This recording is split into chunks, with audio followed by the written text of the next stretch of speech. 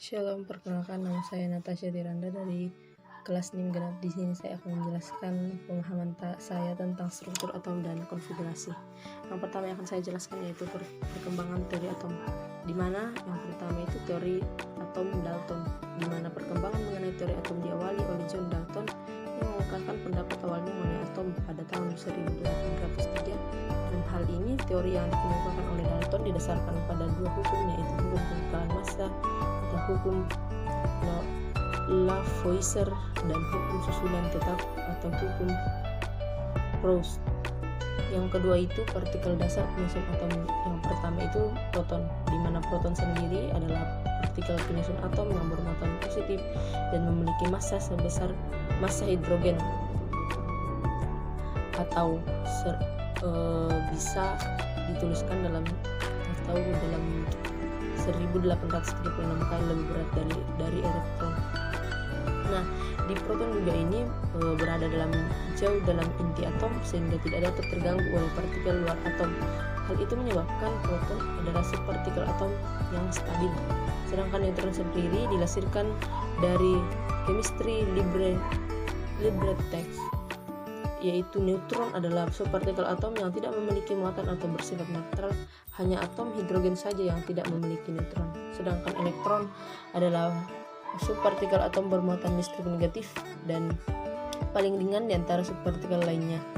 Dan saking ringannya, elektron juga 99% memiliki persen massa atomnya bergantung pada proton dan elektron. Nah, elektron juga ditemukan dalam kulit atom secara beraturan mengorbit inti atom seperti planet-planet yang mengorbit matahari. Karena berada di bagian luar atom, elektron sendiri bukanlah partikel yang stabil.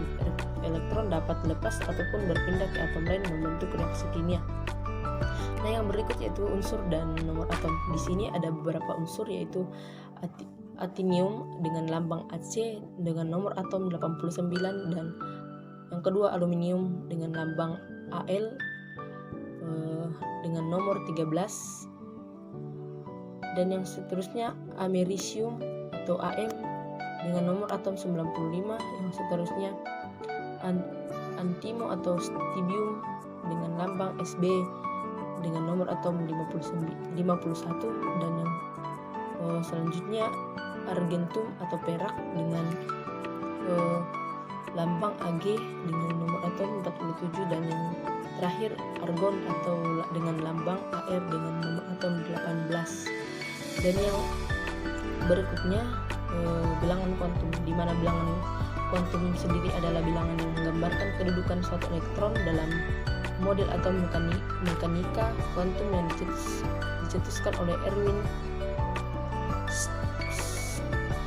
Schrödinger, di mana dilansirkan dari Khan Academy.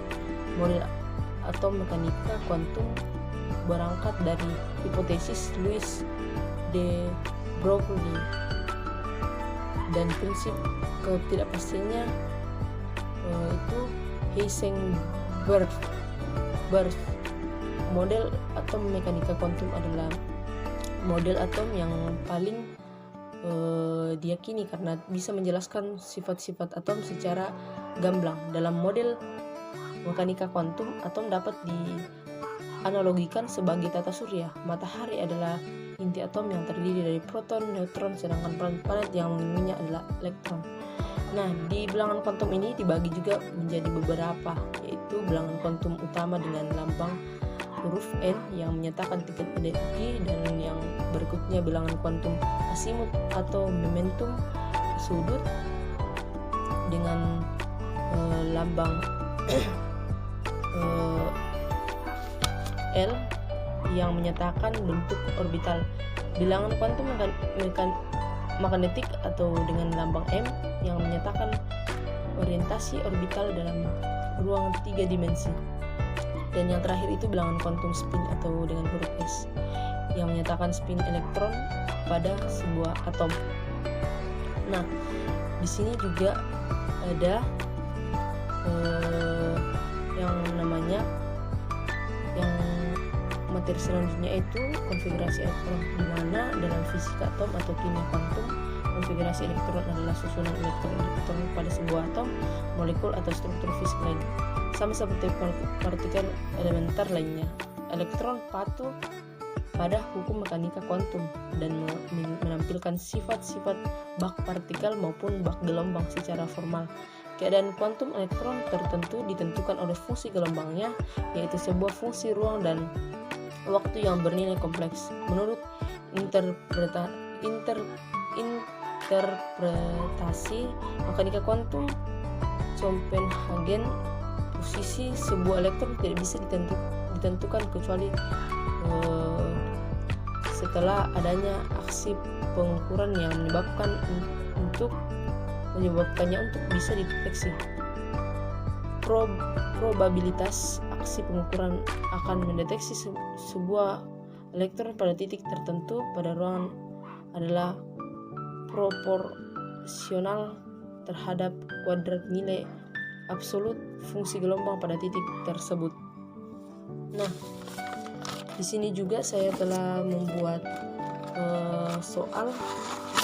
ada soal di mana kita disuruh mencari yang pertama itu konfigurasi elektron 15p, di mana itu setiap sama dengan s kuadrat, 1s kuadrat dan 2s kuadrat, selanjutnya 2p kata 6 3s kuadrat 3p pangkat 3, di mana setiap pangkatnya itu dijumlah menghasilkan jumlahnya itu menghasilkan 15.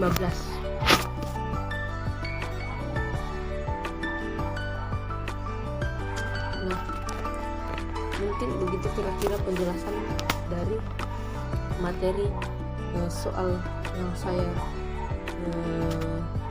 jelaskan.